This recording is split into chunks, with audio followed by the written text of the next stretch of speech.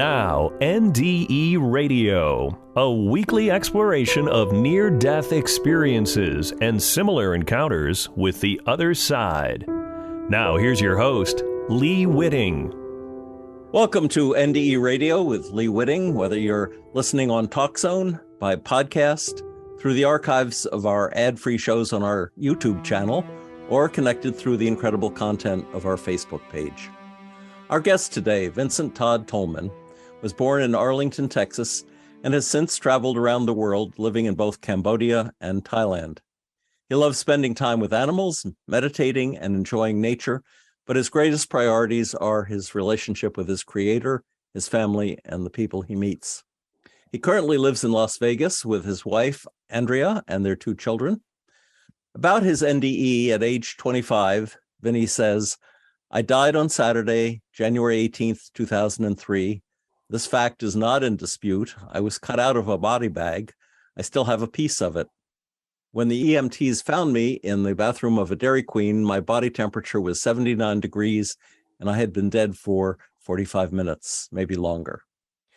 After a rookie paramedic risked his career to restart his heart, Vinney spent 3 days in a coma where he experienced a life-changing NDE.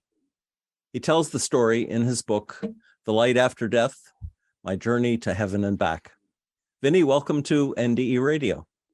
Thank you, Lee. I'm really blessed to be here today. Oh, well, it's a blessing to us and to our listeners as well. Vinney, I trust your trip to Thailand was less dramatic than the trip your package from Thailand put you on in 2003. Absolutely. So tell your audience about that package and what it did to you and your friend.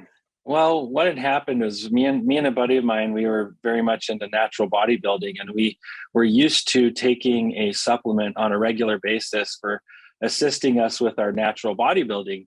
And this supplement was so popular, it was sold out everywhere. So we turned to online thinking, hey, maybe the stuff you get online internationally is the same stuff. And it obviously wasn't. It's what put us both in the hospital and essentially killed me and facilitated my process of coming back. Yeah. It was 100% solution, and the stuff we were getting in the States was a 5% diluted solution. So the stuff we got on overseas was much, much stronger. Yeah. So tell us a little about that scene in the Dairy Queen, and especially about the amazing novice medic and the glow in him that saved your life. Yeah. The miracle to me is him and his ability to kind of disregard logical thought and take some illogical steps to save my life. Well, what had happened is that I took the supplement, so did my buddy. We ended up making it to this Dairy Queen. My buddy made it just inside the door and collapsed on the first booth he could reach. And there he began to vomit, but nobody saw us come in together. I had actually technically came in right before him, and I went straight to the bathroom, and it was a single-use bathroom. So I locked the door. And meanwhile, I too also passed out and started to vomit. The problem is I passed out on my back. So I aspirated. I ended up, suffocating on what was coming out of my stomach. And meanwhile, my buddy, he ended up just vomiting on the table. They called 911. They got him hauled away in an ambulance just fine. Meanwhile, it was almost a good amount later. I didn't have a clock on me, so I couldn't tell you the exact amount of time, but there's a substantial amount of time after my buddy was hauled away that finally a customer asked the manager to open the restroom so he could use it, because he figured nobody could be in there that long and not be done. So they did go ahead and knock, and nobody answered. They opened the door, and there was a dead guy on the floor, which was me. Wow. And so they called the ambulance back to get you. Yeah, they called it. So that first one had actually taken my buddy to a hospital just down the street, but it was still preoccupied with that whole process and the paperwork. So they called a new one. They called another ambulance for me, which was a different one. Yeah. Now, were you out of your body at that point? Yes. Yeah. So I actually plunged out of my body.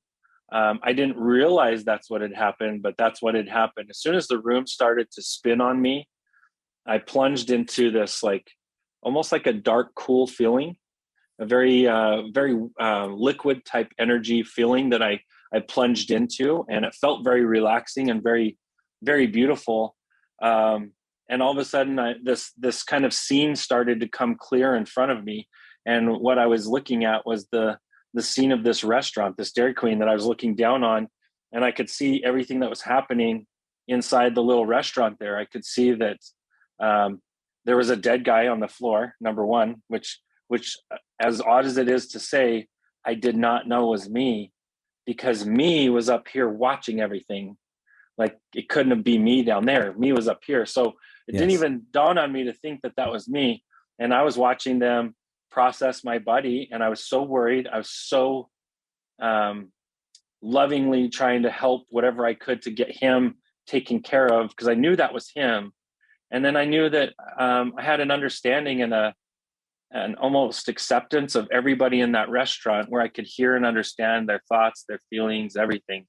It was very, very odd and surreal at that point. And I was watching as the thoughts and the feelings the manager had as he called 911 after he found a second guy that had vomited, and now this one looks like he's dead. And then when the medics came and they pronounced him dead, it was a big deal. It was a gut punch for this manager and for those who he worked with too, when they pronounced the body dead. Because when the medics first got there was still hope that maybe they could bring this guy back. But after only a couple of minutes of trying, they knew, there was no bringing this guy back. And you could read the feelings of all the folks that were participating. Yes. And it's as if it was music. Like, it was just already there. You didn't have to try. It was just in that field that I was existing in. All thought was there. So all thoughts and feelings were just free flowing. I could feel and hear all of them. Yeah. It's very, very odd. Very different. So tell us about the medic. So this to me is the miracle. This to me is the reason I'm here talking to you today. Is the ambulance team is a team of 3 gentlemen. There's 2 veteran medics and then a rookie. The rookie, he's sitting in the back of the ambulance and he's just staring at this body bag, and he's just having all sorts of thoughts like, why am I even going to be a medic if I can't make a difference? If I can't resuscitate and help these people who need my help, why am I even doing this? And he felt just this kind of almost an agony, like an agony of heart, that he felt called to do what he was doing, but he didn't feel like he was making a difference. And with this one guy, he felt like he wasn't able to make a difference. He wanted to try longer, and he was told to stop trying to resuscitate the body. So he was sitting there thinking, I wish we could try more. I wish we could have tried something else. Like, why didn't we try a DFib? He's thinking all these things. And as he was doing that, I started to notice this light start to glow around his heart. And literally it was coming from inside of him. He himself was glowing around his heart space. And as it started to get brighter and brighter and actually start to glow around his heart, I felt this very strong force over my left shoulder, almost like somebody threw a football, like boom, right over my left shoulder. And I perceived that energy hitting him. And then I heard very loudly, "This one's not dead." And it surprised me so much so that I looked to see where that energy came from, and I couldn't see anything. All I could see was just blindness, almost like I was being blocked from seeing where it came from. But I could see in him, he heard that message. He heard it. I knew he heard it, because as soon as it was said, he went like this, and he looked back to the other 2 medics, the 2 veteran medics sitting in the front of the ambulance. And he looked at them like, are they playing a trick on me? Was that them? And then he kind of just shrugged it off. No, that must have been my imagination.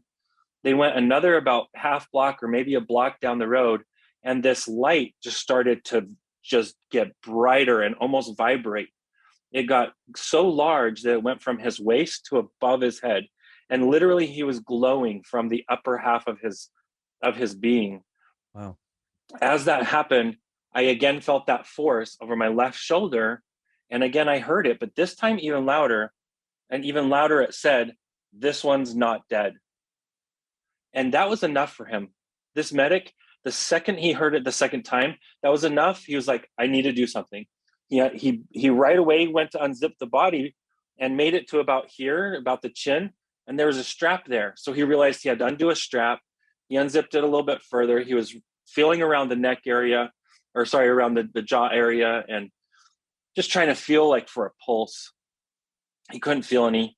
He undid another strap around the chest. He was feeling underneath the armpit, could not feel anything. He then undid another strap and went down on the inside of the femur. There's a big artery there. So he was feeling around for that. As he did, I felt a connection to him. And I felt, it's hard to explain, but it was like a spark. It was like a little discharge of electricity between me and him, almost like a shock, like a static shock. But I felt it very, very succinct and distinct. I could feel this shock, this ignition between the two of us. And I knew he felt it too, because as soon as he felt it, he froze. And it was enough for him that he decided, you know what, that was something. And so he decided to go ahead and attempt resuscitation at that point. So he did. He went ahead and attempted resuscitation, which, unbeknownst to these two veteran medics, they're deep in a conversation, not realizing what he's doing until he turns on the machine that shocks the heart. When he turns that thing on, it has an alarm on it to make sure you clear your hands off of the body so you don't get shocked. As that alarm is going off, the other two medics look back and notice what's going on. They really start laying into him that he's going to get fired. He's not even fully on the job yet. It's his first week. Don't do this. And he didn't care. He was driven by that experience of what he heard and felt. He went ahead and let the shock go through. There was no heartbeat. And he still wasn't dissuaded, though. He went to a second round, which to me, that's another miracle. Like, to have faith in that energy of what he's feeling. He went to a second round. The second round, he got one heartbeat, and then it was flatline again. But the beauty of that first heartbeat that he heard was it really kind of put a sock in it for those two veteran medics. It made them both kind of hush down.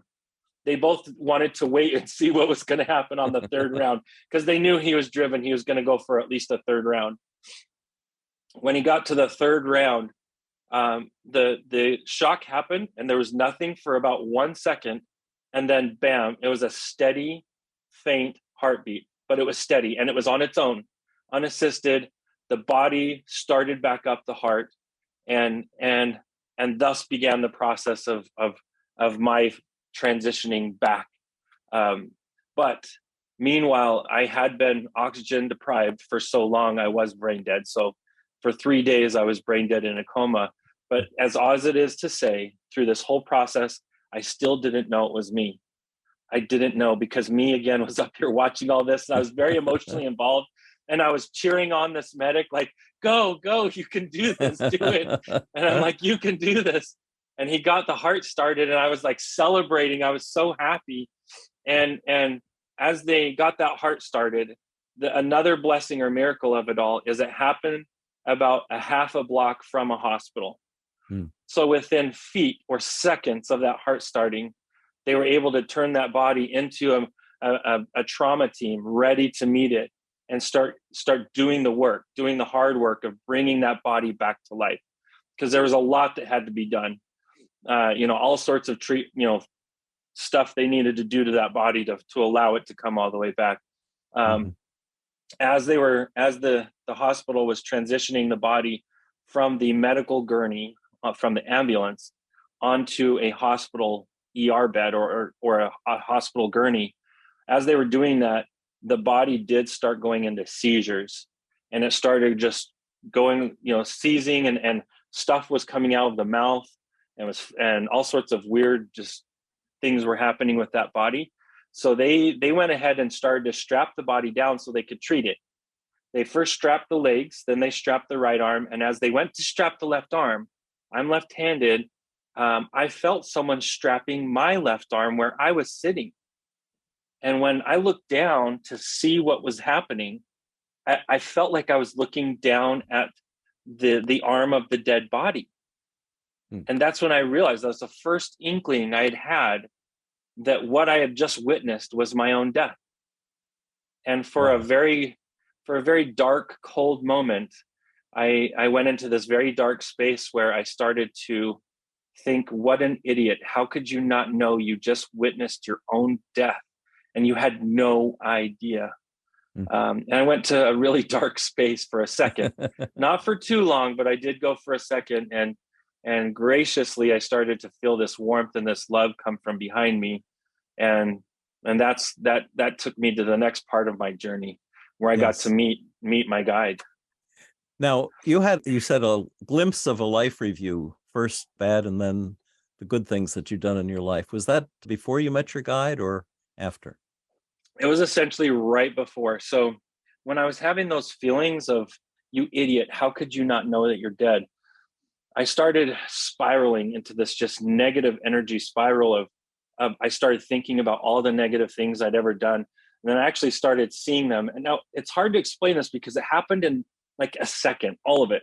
But yet I can pick it out, experience by experience by experience.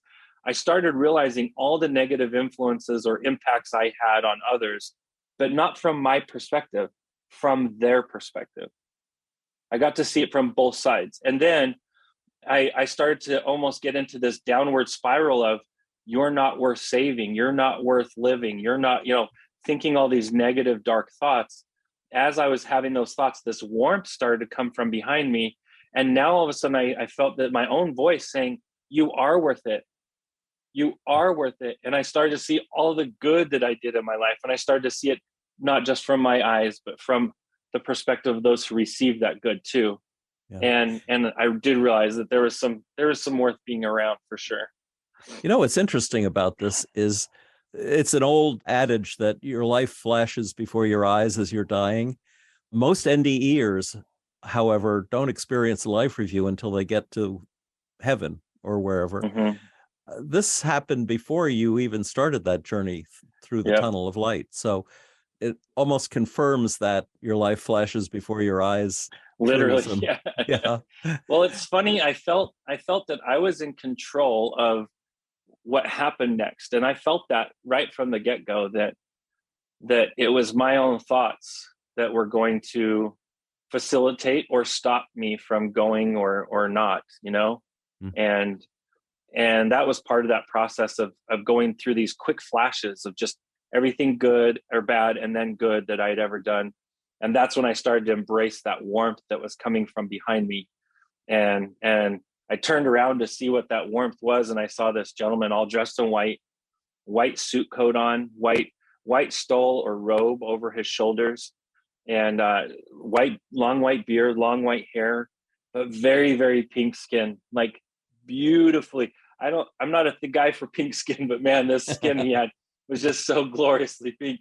And light was coming from inside of him, not just around him, but light was emitting from him. This force, this love and light was coming from him. And my first instinct was, and I didn't say this, but I thought this, oh, you must be God.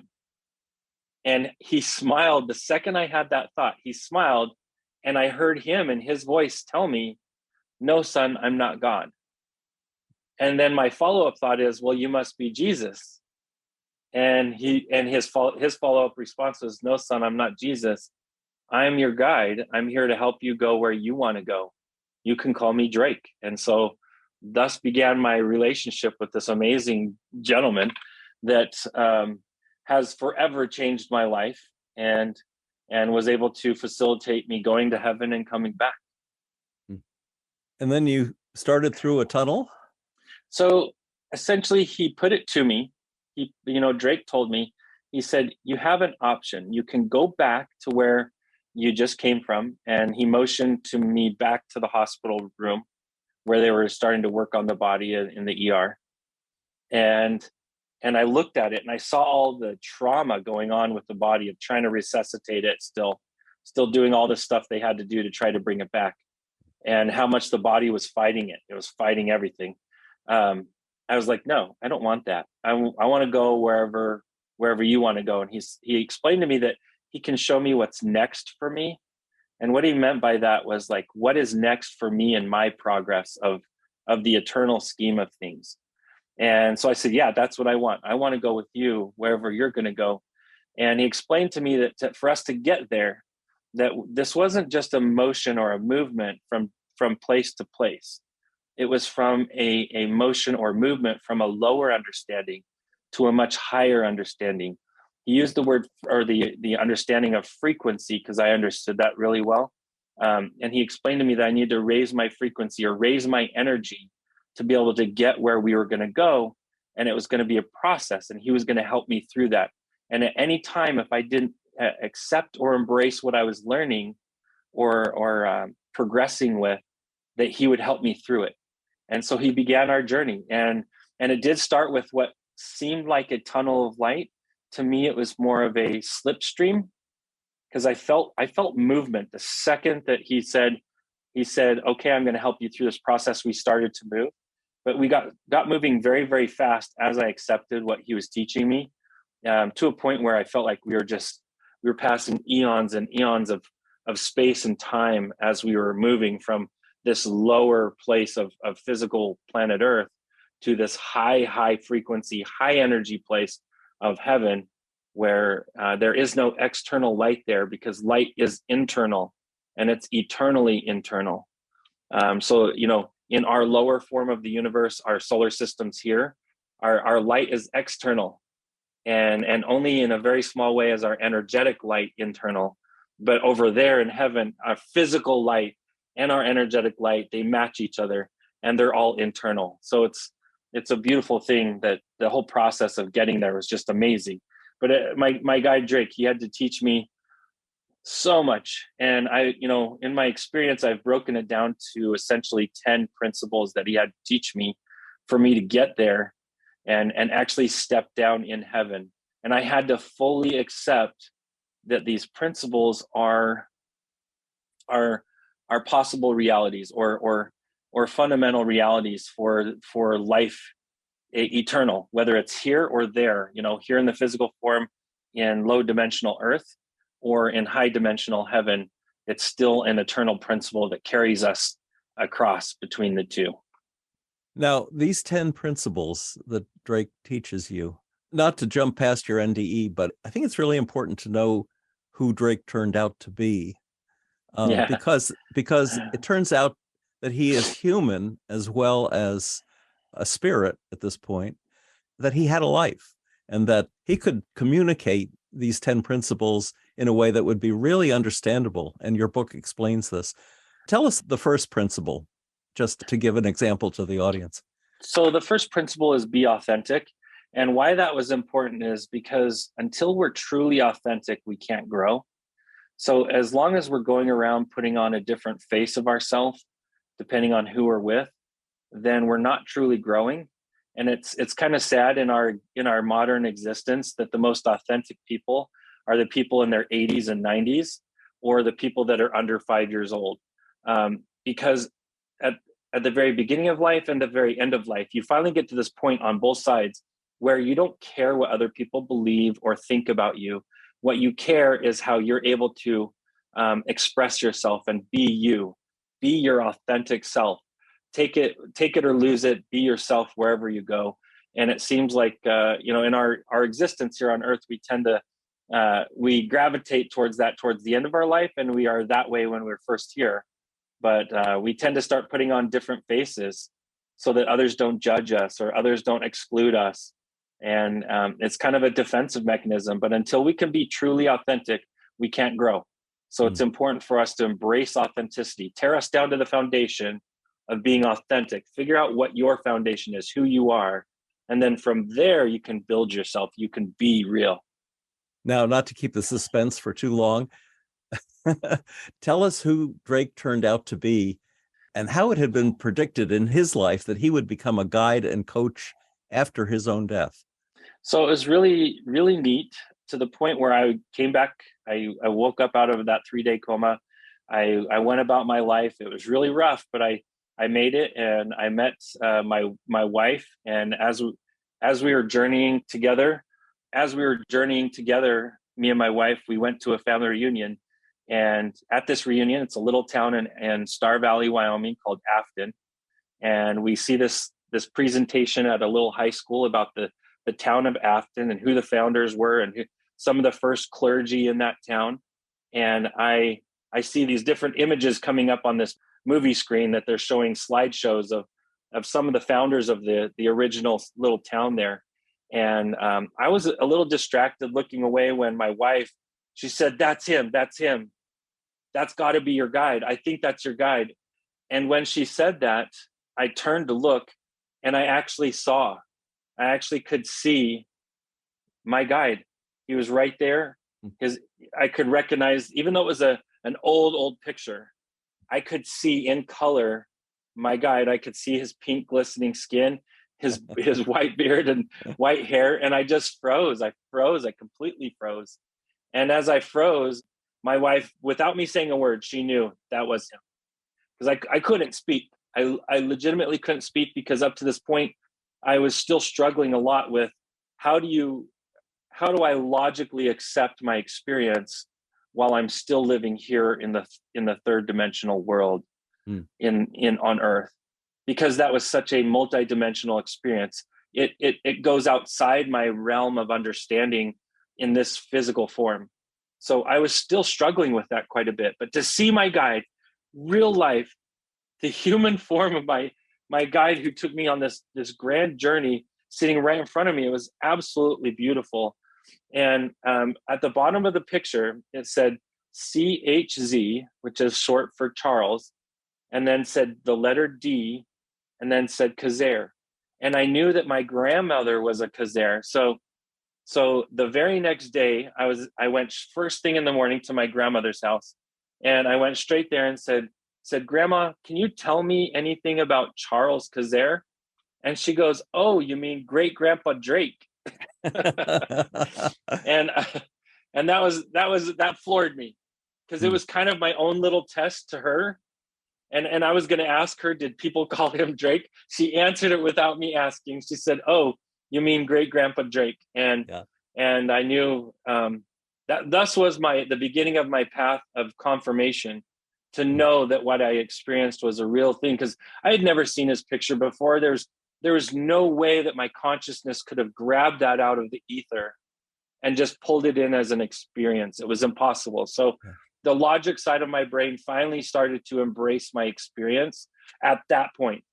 That point, I started to embrace my experience fully. I fully started to embrace it. And then later, I had the rare and beautiful opportunity to help take care of my grandmother. Months later, she was at the very end of her life, and she didn't want to be in a nursing home. So me and my wife, we were newlyweds.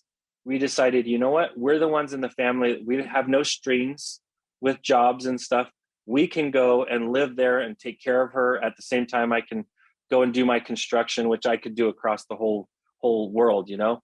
So I did. We went and lived in Wyoming and took care of her. And while we were there, we got to see this very special prayer or blessing that was given to Drake. And it was in paperwork form, where someone had documented his prayer that was given to him. And in this prayer that was given to him, it described about 1.5 paragraphs about his purpose of life here in the physical realm. And then a whole page and a half of his different duties and his different facilitations of what he was going to do in the next life, meaning the afterlife in heaven, how he was going to be an escort or a guide to help facilitate people to be able to grow and move from here in the physical realm to the hereafter or heaven. Yeah. Wow. What a prophecy. Yeah. All right. So let me take you and Drake back to the tunnel of light, which you've described as like a hole through time and space, like a glass straw through higher frequencies. Yes. And as you're going through this, what did it feel like? It felt comfortable and very cooling and very beautiful, flowing, very flowing. What was weird is when I couldn't understand something, that's when it got uncomfortable. As long as I was embracing what I was being taught or portrayed to me, then I was able to continue my progress and go really fast and kind of sit in my slipstream or my movement. But yeah, it was absolutely amazing. Literally words can't describe just the feeling of peace that I had while I was on that journey, a peace that I've never found here. for sure. Yeah. Mm. And was it at the end of the tunnel that you observed these pods that we talked about? Well, what happened is, as I'm going through my progress of learning these principles, and each principle I learn, I'm getting faster and faster and faster. I'm getting towards the end, and I can feel I'm getting towards the end of these principles that I had to embody. And I'm right there between avoiding negative influences and understanding the purpose of evil in our life, how for there to be an up, there has to be a down. As I'm embracing this, I started to notice that this immense, expansive planet was showing up in front of us. And it was way far off, but it was so large that even how far away it was, I could see it was many times larger than our sun. I mean, you could fit probably hundreds of our suns on the inside of this planet. It's huge, just bigger than our brains can comprehend. And this planet light was coming from it. There was no external sun. The light was coming from it. And I was led to know that that was heaven that we were headed to. And more importantly, it was a heaven, meaning that there was more heavens for us if we need them. But specifically for me and for my journey, it was heaven. And it was showed to me as we got closer and closer, there was almost like a cloud or an even haze around the outside, kind of the belly of the planet all the way around had this haze. And it looked like a kind of like a cream colored haze. And as we got closer and closer and closer, I realized that this haze was built of these big energetic orbs, these big orbs of golden light. They held all these souls in each one. And as we got closer and closer, I asked Drake, I'm very inquisitive. My brain's always been very inquisitive. I asked him, what is that? Why, what are these things? And as we got closer, he showed it to me. He actually brought my consciousness where I was and injected it into one of these pods so I could see. And I could literally firsthand see what was going on inside. I saw this gentleman in the late 1800s, early 1900s attire. He was speaking Italian. I knew he was Italian heritage, but he was in the United States. And he was cussing out his son in Italian, calling him all sorts of horrible things in Italian, and telling his son how his betrayal had ended his life and that he never wanted to see him again. Well, all these negative energies he was expelling out of him, out of his energetic body. And it finally got to a point where he took a deep breath. He got to the end of his sentence, which who knows how long that sentence had been going. But he got to the end and he took a deep breath and he realized that he had not even been talking to his son. In his own mind's eye, he had been talking to his son, but in reality, he was nowhere even on earth. Here he was inside this pod of light. And he looked around and noticed that all this light was surrounding him. And then boom, all these angels came from around him. And then he was gone. He was ushered into the physical presence of heaven from that point. But he had to get to this point where he got to the end of that negative sentence, that negative energy. He had to expel that out of him before he could even get into heaven. He could get close, but he couldn't get all the way until he expelled that out.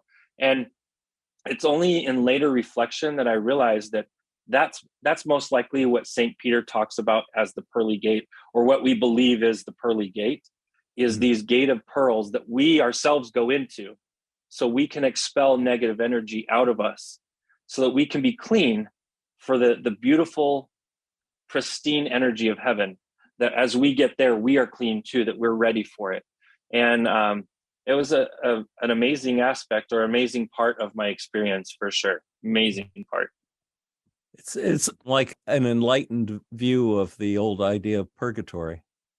Yes, very much so. I mean, who would want to be there, right? But at the same time, being there is facilitating us to exit or release negative energies off of us. So it's really a beautiful thing. It's a beautiful thing for us to be able to have, and it's all ran off of love, all of it.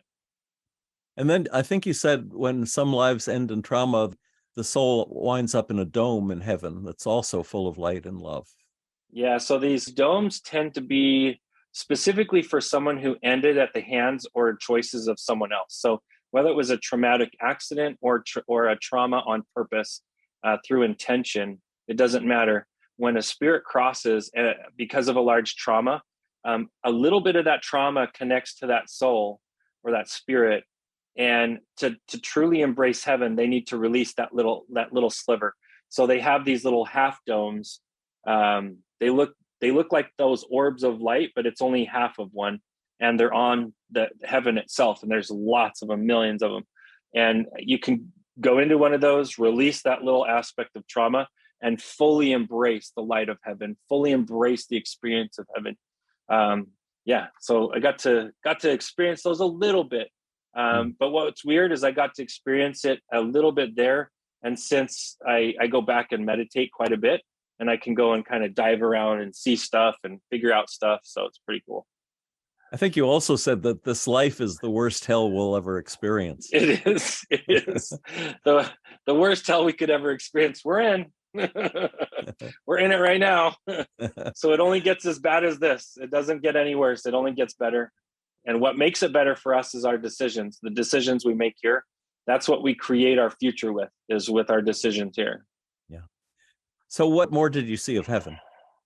So I actually, after I made it through the pods and I saw the domes, I actually touched down on grass. And grass in itself, some of my friends joke with me that I'm the only one they know that cries about grass. When I talk about this grass, just the beauty, the light, the peace, the symphony of music that comes out of this grass, the aroma, the smell and taste you get from this grass just being near it. And that's just the grass. That's just the environment that we're going into in heaven. And to me, it was so grandiose and beautiful because it was so amazing. Even though it's the simplest part of heaven, even the simplest part of heaven is absolutely beautiful and tremendously life-changing. If we could even grasp the loving potential energy that's in a single blade of grass there, we would change everything how we live here. We would change everything here. If we could even understand or grasp even the smallest amount of what is programmed and planned of love into that grass that's there. But I got to experience the grass. I got to see the flowers. I got to see trees. I got to see this beautiful hill that had an amazing building on it. And in that building, I could tell it was like a university where there was learning, a lot of learning going on there, learning eternal truths that are unobtrused by mankind, unmanipulated by mankind, where that's very rare. You find that kind of stuff here on this earth. But yeah, it was just, the whole experience was absolutely beautiful. And as I'm rounding up this whole experience, I'm there. I'm like, let's see what's next. And that's when my guy Drake grabbed me and said, Vinney, this is going to be hard, but it's going to be worth it. And as he said that, he came together with me and he gave me this hug. But it's very different than hugs we give here, because hugs were very limited. We have two physical bodies hitting each other as we hug. There, you don't have that problem. And we came together as one as we hugged. And the tremendous amount of love I felt from my creator, from God. And me being a Christian, I felt what I call the love of Christ in that space. I felt the beautiful love that exists for all of us in this magical, amazing, life-changing hug. And as I'm feeling that, I started to hear the words of my brother, my own brother from the physical world. He was saying a special prayer over my body, and he blessed that I would be made whole and that I would return back. And at that moment, my agency was removed from me, and I was forced back into my body. I was forced back in, and at right around 1 in the morning, about 1:11 in the morning, I woke up out of this 3-day coma, and from that day forward, for the next coming weeks, everyone called me the miracle boy, but I felt like the cursed boy. I felt like I got a glimpse of the most amazing existence that's there for all of us, and here I was forced back into what I felt was hell. It was pretty hard. It was pretty rough. For the first few weeks, it was really rough. I wanted to ask you, Drake told you the devil is real. And in our conversation, you made really I thought, a profound observation that God created the top of Jacob's ladder as well as the bottom of Jacob's ladder, and that both are for us. And then you described the ladder as Christ consciousness. Yes, So tell absolutely. us about that. So what I was taught or understood through my experience is that for us to leave God, for us to be able to, well, number one, in the beginning, we were existing with God. We were creations of our Creator, and we were right there in such a tremendous power of love that anything that the Creator wanted, we wanted. We were, by today's standards, we call those yes men. Anything the Creator wanted, we fully wanted, because we were in such synchronicity with the Creator. And we realized, and our Creator realized too, that for us to grow, we had to go distant from our Creator. We had to go away from our Creator so that we weren't so influenced by that love. So our Creator worked the magical way that our Creator works and got a volunteer, an amazing volunteer. And to me, being a Christian, that volunteer was Christ, that facilitated this process, this ladder for us to leave and come back. And there does have to be a bottom of the ladder. So there was another volunteer, and that second volunteer was Satan. And we tend to believe that the battle is this like gnashing of teeth between God and Satan, but it's more of a okay, it's your turn to pull. Okay, it's my turn to pull. It's in coercion. It's together. It's organized. It's orchestrated for our betterment. There has to be a down for there to be an up. So for us to facilitate the process of leaving our Creator, Christ laid down the framework. And now, do we have to go and tattoo Jesus Christ on us to get there? No, we can get there, but it is the Christ or the Christ consciousness that did this for us. So we've really got to understand that we can get to God through that power of love that you can learn when you don't have to, you don't have to be in a Christian faith. You can learn about Christ and the Christ consciousness outside of that faith and embrace it. But in a lot of these Christian faiths, they really embody that Christ consciousness. They kind of give you a fast track and allow you to really gain it. But then there's others that they put a lot of fences and hurdles in it, with weights attached that keep you from actually gaining your growth and gaining your velocity or trajectory back towards heaven. Yeah. I think you said too that every trial is something we signed up for in order to learn to grow. Maybe some of our churches can be a trial for us as well. Absolutely. Yeah. I like to explain it this way, that we are all swords in the maker's hands, and that the Creator is a blacksmith and we are the metal that the Creator puts into the furnace and shapes and pounds and shapes and pounds. And what makes us strong is more heat and more pounding and more folding and more heat and more pounding and more folding. So for those who have a really easy life, they've lived their whole life on easy street, they're not going to be as strong. They're going to crumble quite easily. They're going to fracture. But for those who have had the tempering of the heat, the furnace of the Creator, and many times over had that, they're strong. They have that strength in them. And that's what it's all about is, we came here to understand that this life here is a classroom. It is not a courtroom.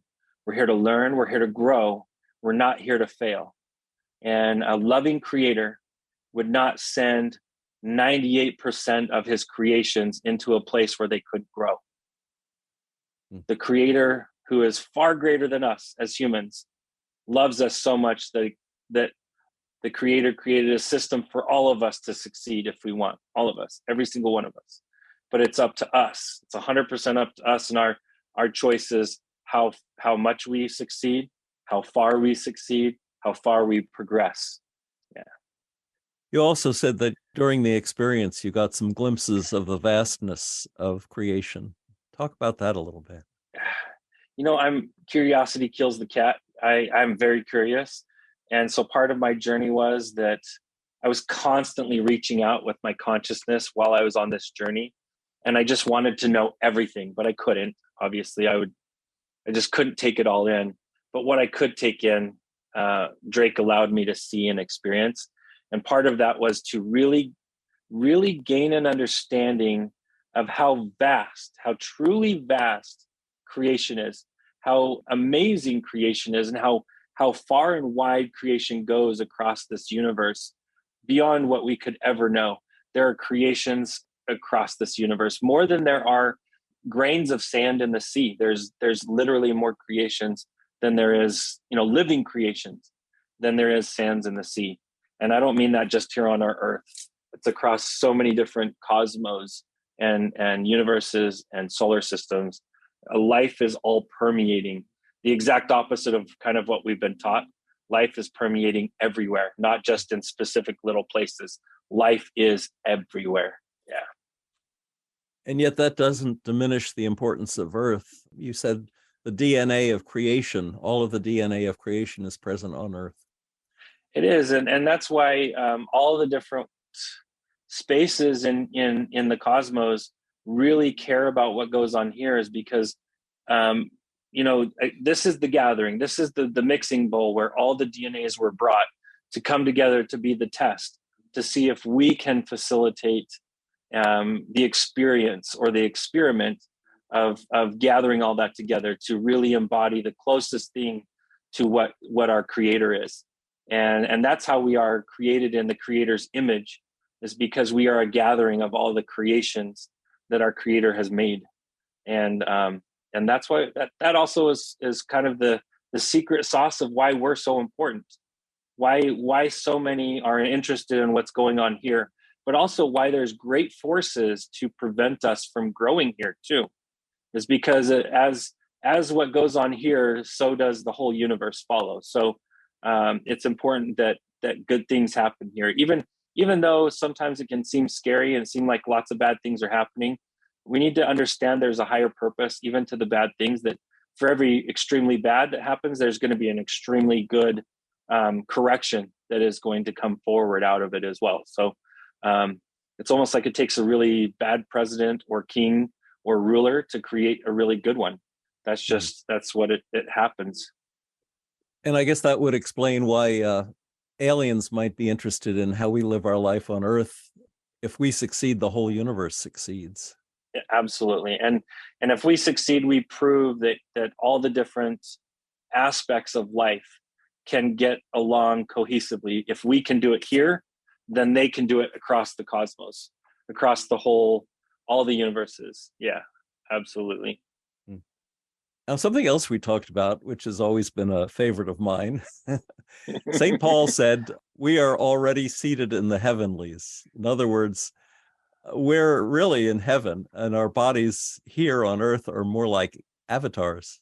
Talk about your thoughts on that.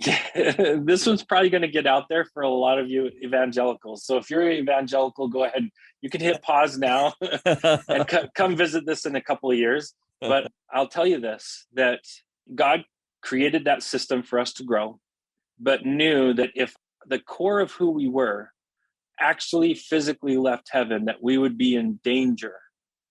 We would be in danger if we physically left our physical energetic core from heaven. So instead of allowing the whole being of ourselves to leave, we allow consciousnesses or slivers of who we are to leave in consciousness form. And that's what facilitates our life here, is what we're experiencing here is a sliver of who we actually are. So our higher self actually does reside in heaven with God, and already does. And many people can attest to this. You can even go under deep hypnosis and connect to your own higher self and have a conversation. And that higher self is like gravity. It's part of reality. It's part of a fact. And that's the core of who we are. That's our real being, who we are. And what we're experiencing here is just a virtual reality. It's not the reality. Heaven is the reality. This is a virtual, and we experience this avatar style experience here in these meat suits that we call physical bodies. And then when we leave, it's not our physical, it's our soul, or that sliver of consciousness that's actually leaving and going back up to heaven. It's not our whole self. Our whole self is already there. Wow. And there is no time either. So that's a whole nother conversation. but trying to understand linearly, because we think in linear lines. We think that there's a beginning, a middle, and an end, but it's all happening right now. For us up there, it's all happening now. The dinosaur time to us, so prehistoric till now, till the future, 1,000 years in the future, it's all happening now to our spirit self, to our higher self. Now, you returned with a gift, and that was a team of which Drake is a member that tells you things from time to time. And you told me a story about Jimmy John's. Perhaps you could tell us that as an example of one of the gifts. So, man, I don't like sharing this one too often because it makes me cry. Because not only am I the kind of the tool in God's hands on this, but I've also been on the receiving end of experiences exactly like this my whole life.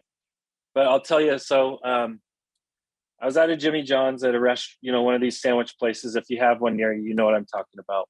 If you don't, it's just a quick sandwich. And I go and I order one. They hand me two. And the guy says, here's your two sandwiches. And I'm like, no, I only ordered one. And he says, no, I specifically heard you say you wanted two number 12s. And I'm like, what the heck? That's weird. I did not order two. And one of my guides, I do have a team of guides that work with me. One of them came forward and said, you did order two, and there's purpose to this extra sandwich. We want you to take it downtown, and we want you to park on this construction site, and we'll tell you what to do next. So I go downtown this is in Reno, by the way. I had a business there at the time. And I go downtown, I park at this one spot, which technically was like a little bit of an illegal parking job, but they told me to park there. They showed me the spot. So I parked right in the spot they told me. They told me, take this sandwich and get out of your van, your work truck. And so I got out of my work truck, and they said, now reach your hand behind your work seat.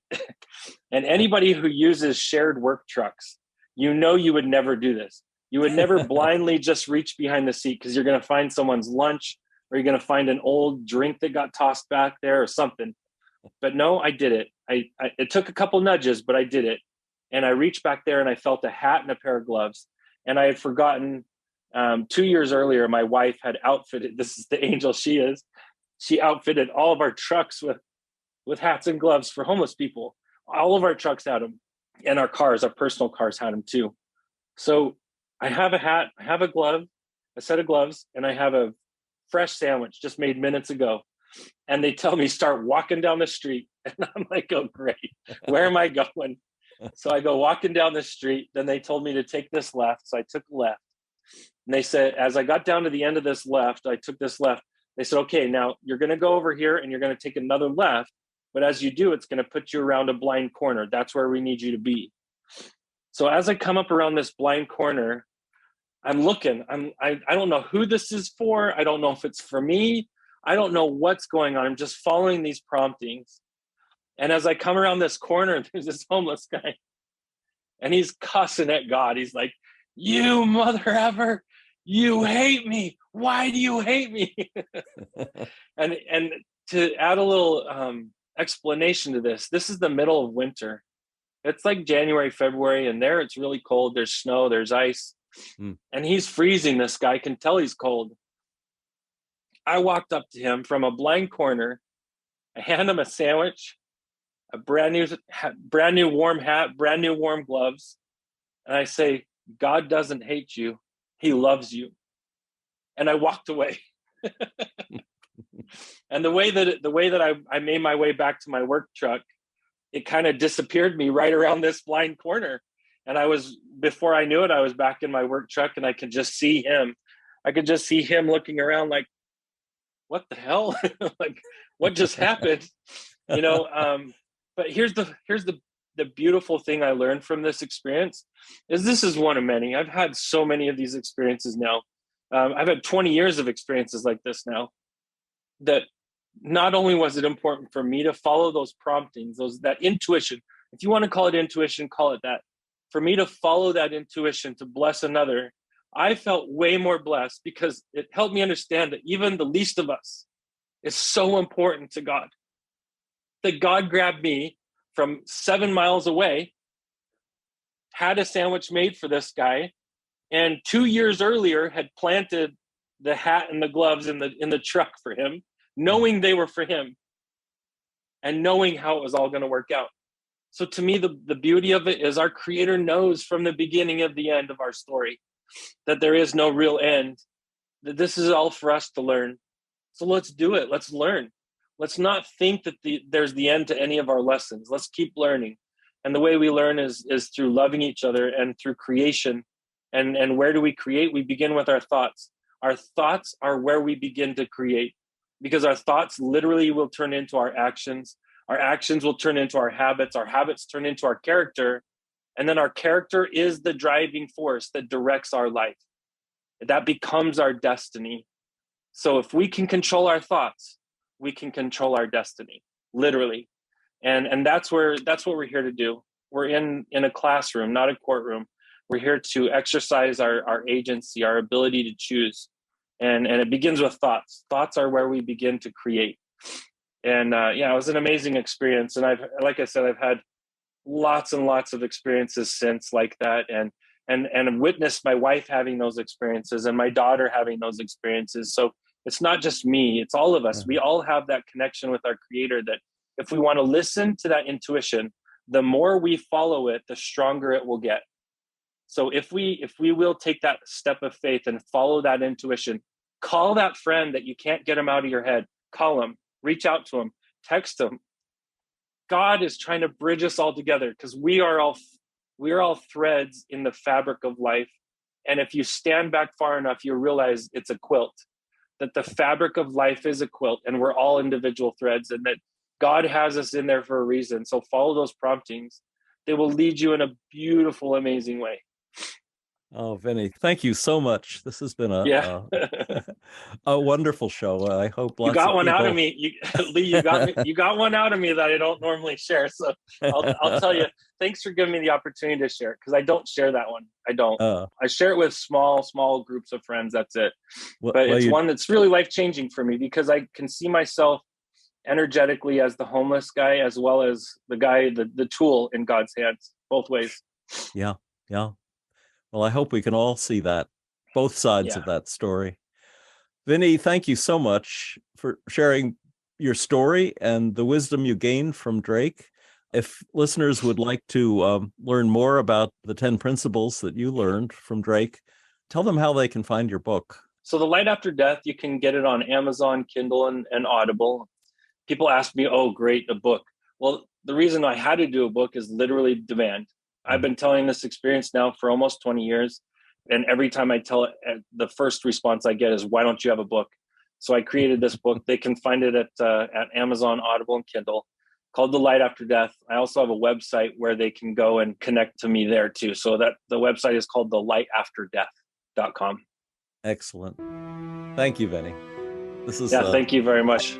If listeners would like to comment on the show and probably get a response from you at some point, they can go to our YouTube channel, NDE Radio with Lee Witting, and leave comments there.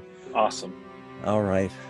If listeners would like to hear this show again, or any of our more than 480 archived ad-free NDE interviews, go to TalkZone's NDE Radio site and hit the Past Shows button, or go to our YouTube channel, NDE Radio with Lee Witting, where you can subscribe to and comment on the complete NDE Radio library. And be sure to check out our NDE Radio Facebook page. Just search NDE Radio with Lee Witting on your Facebook app. And listen again next Monday, 11 a.m. Eastern at TalkZone for more NDE Radio. I'm your host, Lee Witting, saying thanks for listening.